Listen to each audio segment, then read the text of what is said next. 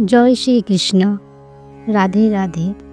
নমস্কার বন্ধুরা, উষা সুইট ওয়ার্ডস চ্যানেলে আপনাদের সকলকে সুস্বাগতম। আশা করি সকলে ভালো আছেন, সুস্থ আছেন।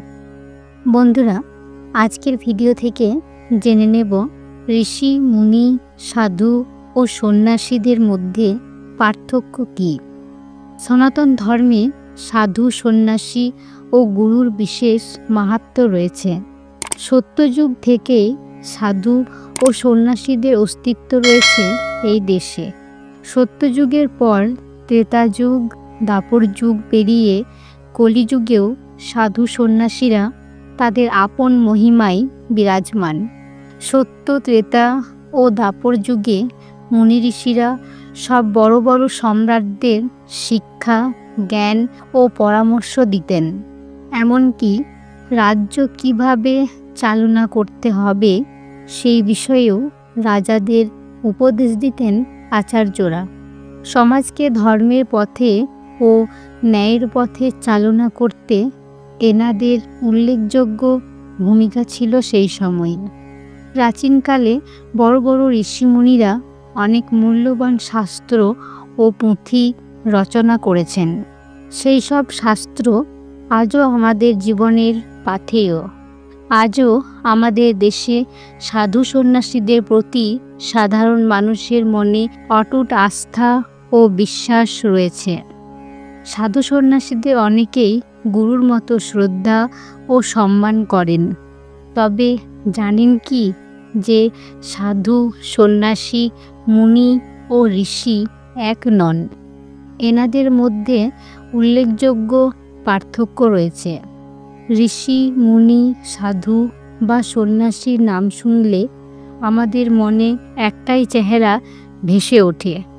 পরনে গেরুয়া, মাথায় জটা, কপালে তিলক কাটা ব্যক্তি। এনারা সবাই ঈশ্বরের সাধনা ও জ্ঞানের চর্চা করলেও পদ্ধতি আলাদা আলাদা। জেনে নিন এদের মধ্যে কি তফাৎ রয়েছে। ঋষি, বেদের শ্লোক রচনা করেছেন যারা, তাদের ঋষি বলা হয়। এনারা ক্রোধ, লোভ, কামনা, বাসনা, ঈর্ষা ও অহংকার থেকে মুক্তি লাভ করেছেন। তার সঙ্গে এনারা কঠোর তপস্যা করেন এবং গোটা সমাজকে মুক্তি লাভের পথ দেখান। মুনি, বেদ ও অন্যান্য শাস্ত্র পাঠ করেছেন যিনি, তিনি হলেন মুনি। তিনি সকল শাস্ত্র পাঠ করেছেন ও ধ্যানের মাধ্যমে সেগুলি আত্মস্থ করেছেন। মুনিরা মৌনতা অবলম্বন করেন, অর্থাৎ মুনিরা কথা বলেন না। এনারা কঠোর তপস্যা করেন। সাধু, ধর্মীয় অনুশীলন অর্থাৎ ঈশ্বরের আরাধনার মধ্যে যিনি নিজেকে ব্যস্ত রাখেন তিনি হলেন সাধু। সাধুরা সব রাগ, লোভ, ঈর্ষা থেকে মুক্তি লাভ করেন। তবে এনারা ধর্মীয় বই পড়ে নয়, নিজেরা ধর্মাচরণ করে জ্ঞান লাভ করেন। সন্ন্যাসী, সর্বদা সত্যের পথে চলেন যিনি, তিনি হলেন সন্ন্যাসী। এনারা নিজেদের জীবনে সত্যকে উপলব্ধি করেন। যেমন রবিদাস, তুলসীদাস, কবিরদাস, এনারা সবাই ছিলেন সন্ন্যাসী। এনারা জগৎ সংসার ও ধর্মের মধ্যে সংযোগ রক্ষা করেন। সন্ন্যাসীরা নিজেদের সৃষ্টির মাধ্যমে সাধারণ মানুষকে ঠিক ও ভুলের মধ্যে পার্থক্য করতে শেখান।